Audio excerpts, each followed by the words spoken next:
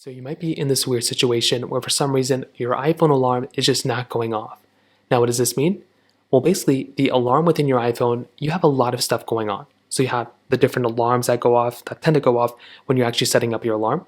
Now, the first thing I'd recommend doing, and this is the thing that almost always affected it for me, and the main reason why my alarm never really went off, was because I wasn't setting it up properly to begin with.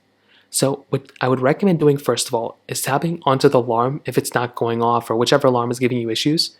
And from here, finding under this repeat option that's right here, tapping onto that repeat option and just double checking that all the days in which the alarm is supposed to go off, that the alarm is actually going off on those days. So you can see for me right here, I'm having like every Sunday, every Monday, every Tuesday.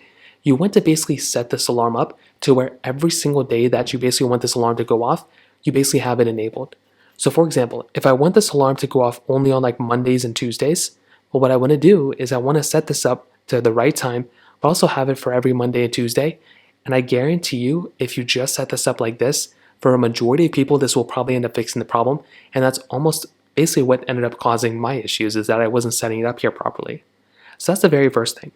Now, the other thing that can cause you issues too is if your sound and or your alarm volume or your ringer switch isn't, perfectly on, or it's not settled to where you want it to be.